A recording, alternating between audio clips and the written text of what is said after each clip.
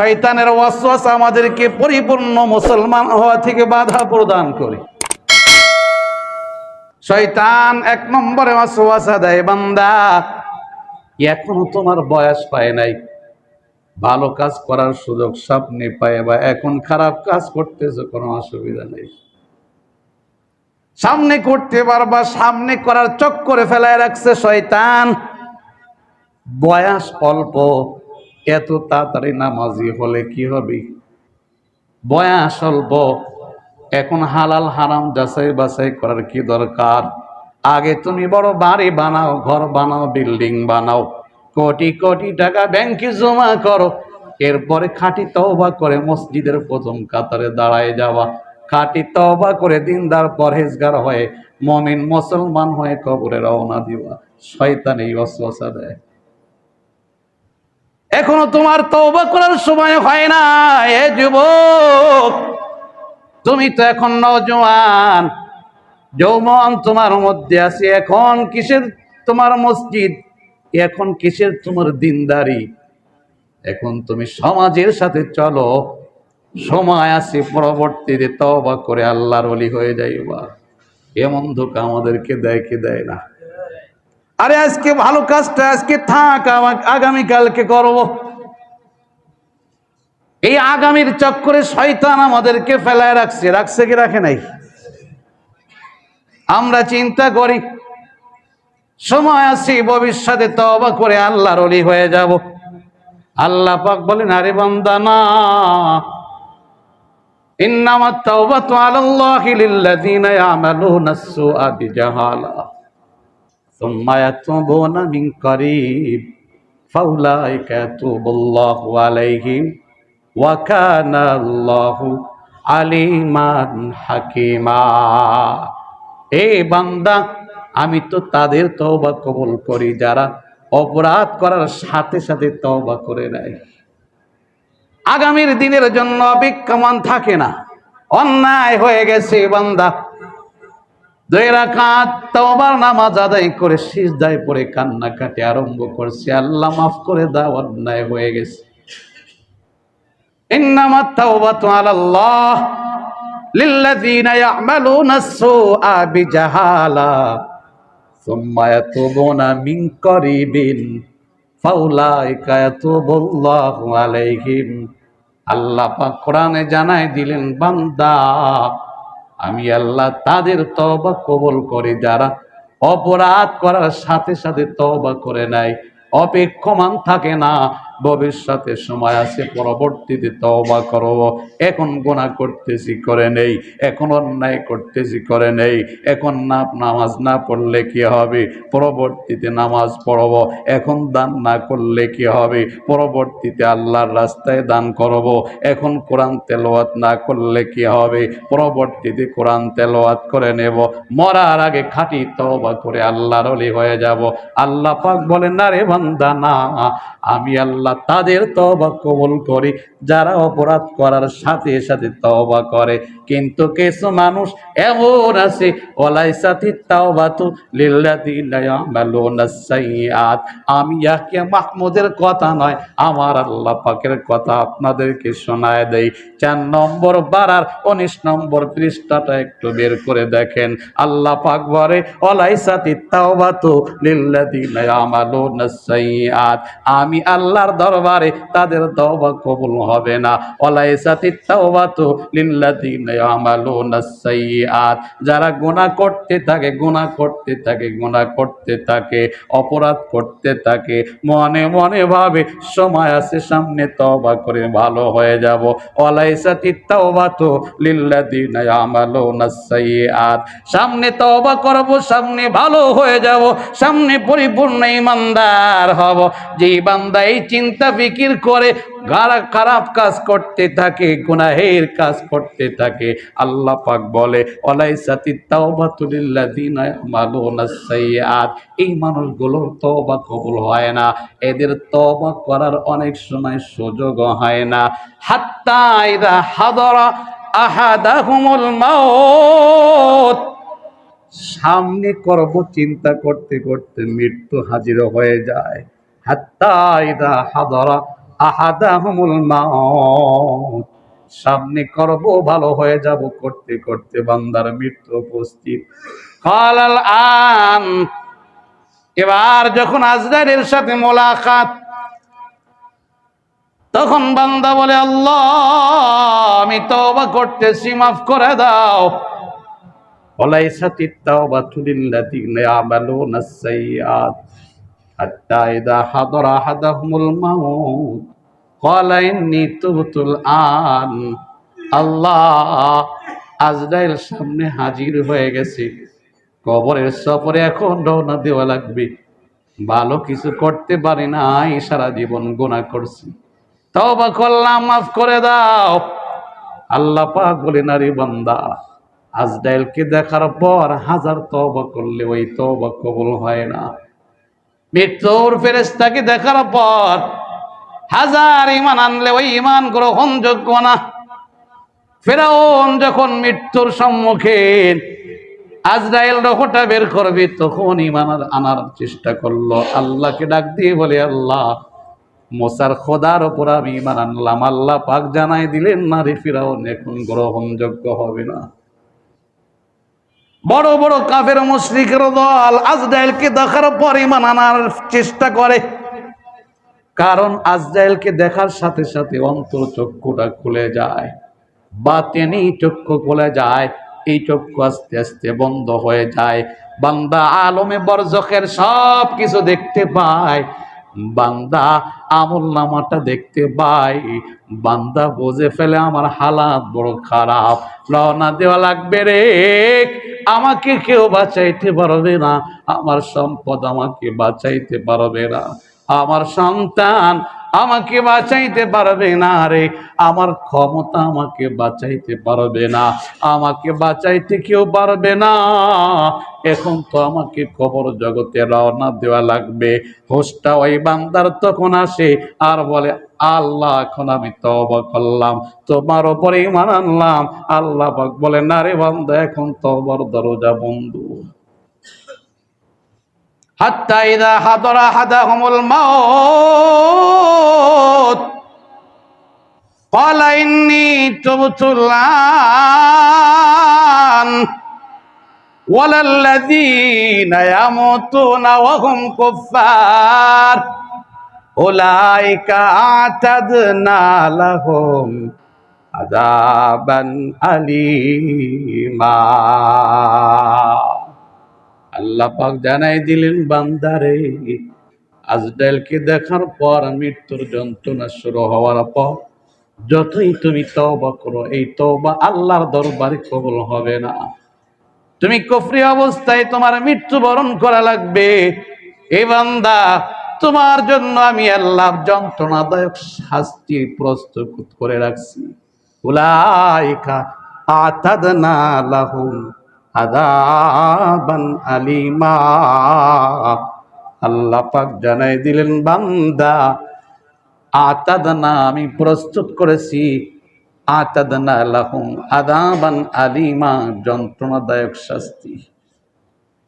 দুনিয়াতে শাস্তির সম্মুখীন হলে আশেপাশে বন্ধু বান্ধব পাও, আপন অনেককে পাও, কিন্তু বান্দারে, আমি আল্লাহ কবর জগতে যেই শাস্তি নির্ধারণ করে রাখলাম, তোমার জন্য প্রস্তুত করে রাখলাম, এসে দেখো রে, এই কবরে আযাব চলতে থাকবে, তোমার পাশে তুমি কাউকে পাইবা না। ময়দানে মাহশারে ফেরেশতারা গলায় বেড়ি বেঁধে টানতে টানতে জাহান্নামে ফেলাইবে। হে বান্দা, কাউকে তুমি পাশে পাইবা না, বন্ধু বান্ধব কেউ নাই, টাকা পয়সা কিছুই কোনো উপকারে আসবে না, ক্ষমতা উপকারে আসবে না। এই বান্দা, কেন আগের থেকে তুমি খাঁটি তওবা করে পরিপূর্ণ ঈমানদার হইতে পারলা না? দোস্তরা আমার আহ্বান হলো, সময় আর বেশি নাই, যে কোনো মুহূর্তে আজরাইল আমাদের সামনে হাজির হয়ে যাইতে পারে। সামনে তওবা করব, এই ফিকির বাদ দিয়ে দেই। এখন যেহেতু বেঁচে আছি, এখন আমরা খাঁটি তওবা করে নেই, আর অপরাধ করব না, ইসলামের মধ্যে পরিপূর্ণভাবে প্রবেশ করব। ইসলামের মধ্যে পরিপূর্ণভাবে প্রবেশ করব, আমি পরিপূর্ণ ঈমানদার, আমি পরিপূর্ণ মুসলমান হয়ে মৃত্যুবরণ করব। সময় এখনো আমার আছে, আপনাদেরও আছে। খাঁটি তওবা করে পরিপূর্ণ ইসলামের মধ্যে প্রবেশ করি। শয়তান আমাদেরকে আগামীর চক্করে ফেলায় রাখছি। আমরা বলি আগামীতে এইটা করব, আগামীতে ওইটা করব। আরে আগামীতেই বড় দানশীল হয়ে যাব, আগামীতে আমি ভালো মানুষ হয়ে যাব, আগামীতে আমি রাগকে হজম করার চেষ্টা করব, আগামীতে আমার চাইতে ভালো মানুষ আর কাউকে দেখবা না, আগামীতে আমি মসজিদে আসা শুরু করব, তাহাজ্জুদ আরম্ভ করব, আগামীতে আমি জিকির আজকারে মশগুল হব। এখন আমি বড় ব্যস্ত, জিকির আজকারে মশগুল হওয়ার সুযোগ নাই। এ দোস্ত মনে করতে হবে এটা শয়তানের ওয়াসওয়াসা। দিনদারি থেকে শয়তান এই ওয়াসওয়াসা দিয়ে আমাদেরকে দূরে রাখতেছি। আগামীতে বেঁচে থাকবো গ্যারান্টি আছে? সরকার তো আলম নবী বড় চমৎকার একটা হাদিস আমাদেরকে শোনায় দিলেন, ইগতানিম খামসান ক্বাবলা খামসিন। পাঁচটা জিনিস আসার আগে পাঁচটা জিনিসের মূল্যায়ন করো। শাবাবাকা ক্বাবলা হারামিক, বার্ধক্য আসার আগে তুমি যৌবনের মূল্যায়ন করো। বার্ধক্য আসার আগে যৌবনের মূল্যায়ন করো রে যুবক। এখন ইচ্ছা করলে তুমি তাহাজ্জুদ দাঁড়ায় যাইতে পারবা, এখন ইচ্ছা করলে সুন্দরভাবে নামাজ পড়তে পারবা। বার্ধক্য যখন তোমার এসে যাবে ওযু ঠিক মতো রাখতে পারবা না। নামাজে দাঁড়াইছো, বায়ু বের হয়ে গেছে, নামাজ নষ্ট হয়ে গেল। এ যুবক, যৌবনটাকে কাজে লাগাইলা না, তুমি বার্ধক্যের অপেক্ষায় রইলা। নবী বলে না না, বার্ধক্য আসার আগে তুমি তোমার যৌবনের মূল্যায়ন করো। যৌবন কালে তুমি যে ইবাদত করতে পারবা, বৃদ্ধকালে সেই ইবাদত তোমার দ্বারা সম্ভব হবে না। বৃদ্ধ হয়ে যাইবা, ঠিক মতো দাঁড়াইতে পারবা না। বৃদ্ধ হয়ে যাইবা, ঠিক মতো তুমি ওযু করতে পারবা না। বৃদ্ধ হয়ে যাইবা, তোমার হোশ ঠিক মতো থাকবে না। কাজেই তুমি বার্ধক্য আসার আগে যৌবনের মূল্যায়ন করো। যৌবন কালে যেই বান্দা কাজে লাগায়, ইবাদত বন্দেগীতে কাটায়, আমার নবী ভিন্ন হাদিসের মধ্যে চমৎকার একটা সুসংবাদ দিলেন। এই যুবক বান্দাকে ময়দানে মাহশারে আমার আল্লাহ আরশের ছায়াতলে জায়গা করে দিবে। সুবহানাল্লাহ। যেই সময়টা বড় কঠিন, বড় কঠিন, বড় কঠিন। কত কঠিন! সূর্য মাথার আধা হাত উপরে চলে আসবে, সূর্যের তাপে মানুষের মগজ টকবক টকবক করতে থাকবে, জমিনটা হবে তামার। কারো হাঁটু পর্যন্ত ঘাম হবে, কারো মাজা পর্যন্ত ঘাম হবে, কারো গলা পর্যন্ত ঘাম হবে। কেউ ঘামের মধ্যে হাবুডুবু খাইতে থাকবে। যার গোনা যত বেশি তার ঘাম তত বেশি। পিপাসায় বান্দা ছটপট ছটপট করতে থাকবে, অনেক গরম। এই কঠিন মুসিবতের সময় যে যুবক তার যৌবন কালটাকে কাজে লাগাইলো, ইসলামের কাজে ব্যয় করলো, নামাজের কাজে ব্যয় করলো, দিনদারির কাজে ব্যয় করলো, আমার নবী বলে এ যুবক, এই কষ্ট তোমার করা লাগবে না। ওই দিন একটা মাত্র ছায়া থাকবে, আরশের ছায়া। আমার আল্লাহ তোমাকে ওই ছায়ার মধ্যে জায়গা করে দিবে। ময়দানে মাহশারে এই কঠিন অবস্থায় 50,000 বছর দাঁড়িয়ে থাকতে হবে। 50 আলফ সানা।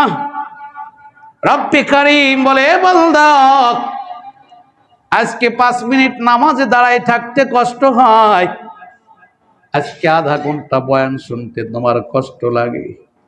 এ বান্দা 1 মিনিট ইমাম সাহেব যদি দেরি করে তোমার মাথা গরম, বয়ান কোন 1 মিনিট দেরি হলো তোমার চান্দি গরম। এমন বান্দা আছে কি নাই? দোস্ত একটু চিন্তা করেন, আল্লাহর ঘরে বসে থাকতে চান্দি গরম হয়, ময়দানে মাহশারে 50,000 বছর কেমনে দাঁড়ায় থাকবেন? 50,000 বছর কেমনে দাঁড়ায় থাকবেন? আরে মসজিদে যদি একটু বেশি দেরি করেন, সরকার বলে যতক্ষণ থাকবা ততক্ষণ ফেরেশতা নামাজের সব লিখতে থাকবে। 1 ঘন্টা আগে মসজিদে এসে বসে আছেন, গোনা হয় নাই, যতক্ষণ অপেক্ষমান ছিলেন ততক্ষণ ফেরেশতা নামাজের সব লিখতেছে। একটু দেরি করে বের হইলেন, যদিও নামাজ পড়ছেন না, চুপচাপ বসে আছেন, ফেরেশতা আপনার আমল নামায় নামাজের সব লিখতেছে।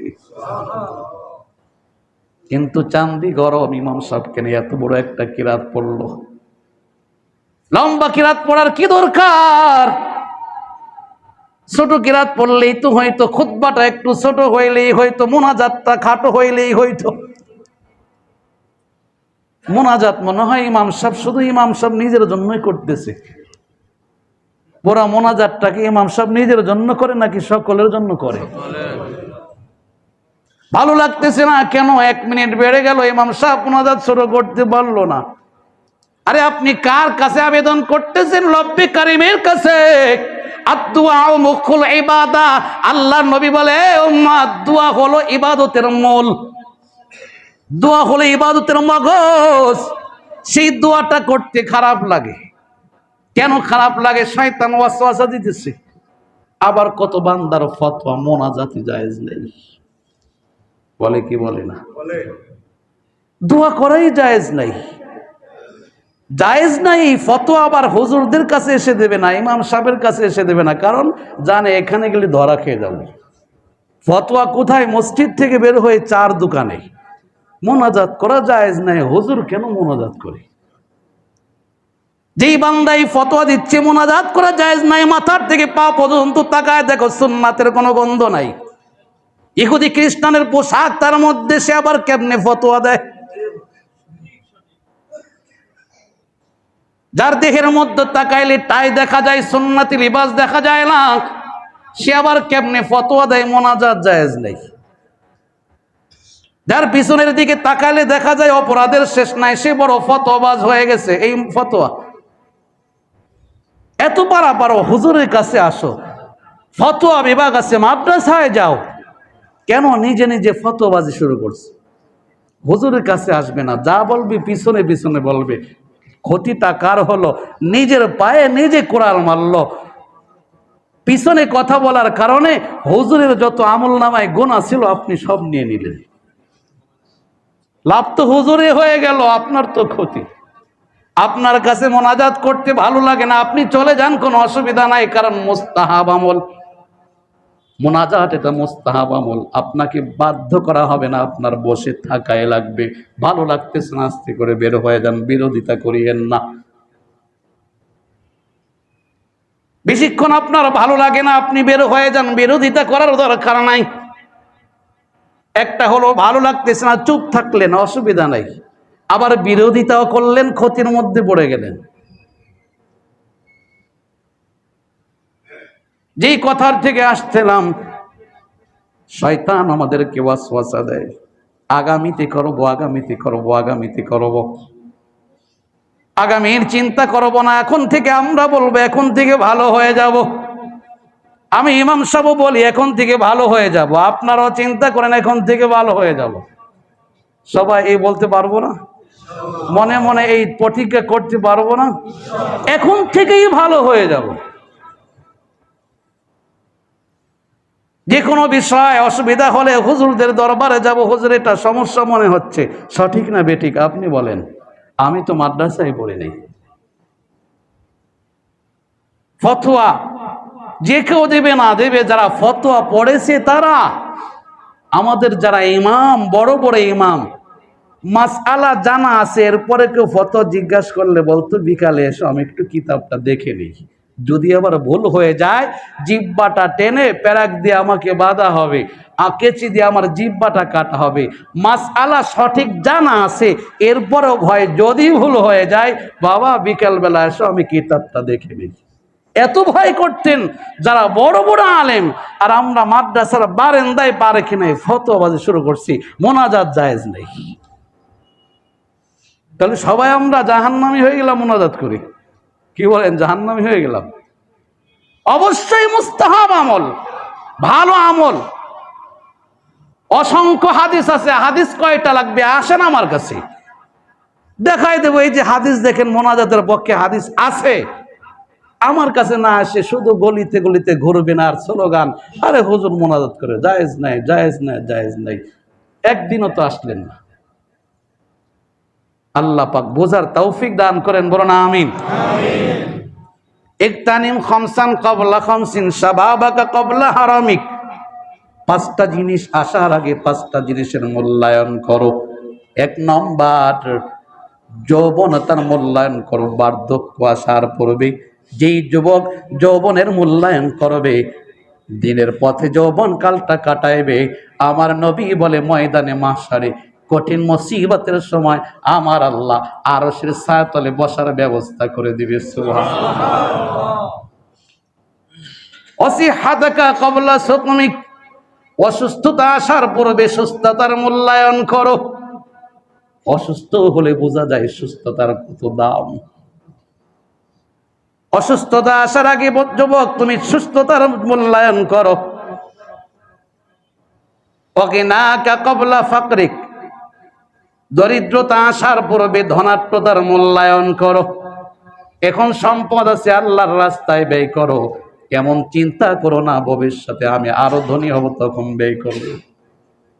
আরে মুত্তাকি বান্দা, জান্নাতি বান্দা সচ্ছল অবস্থায় দান করে, অসচ্ছল অবস্থায় দান করে।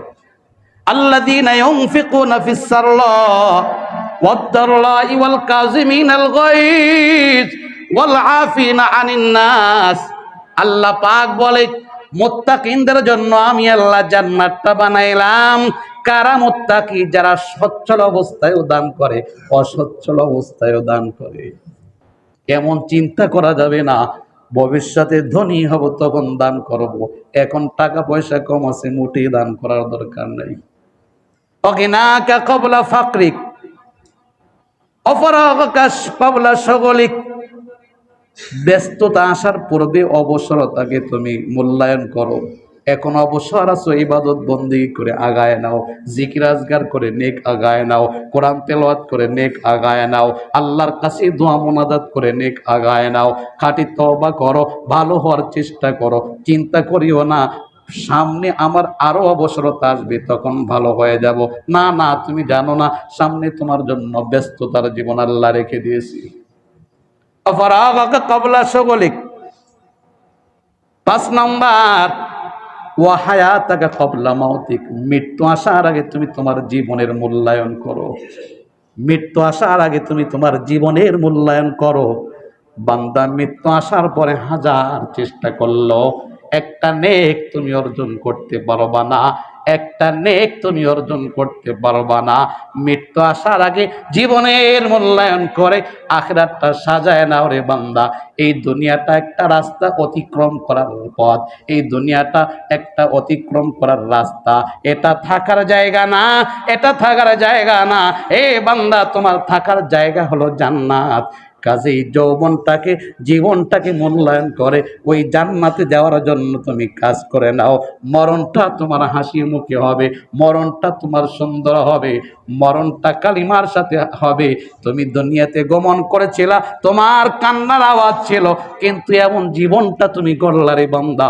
এখন কবর জগতে রওনা দাও, তোমার মুখে হাসি, কিন্তু তোমার ব্যবহার এত সুন্দর ছিল, মানুষ তোমার জন্য কান্না করে।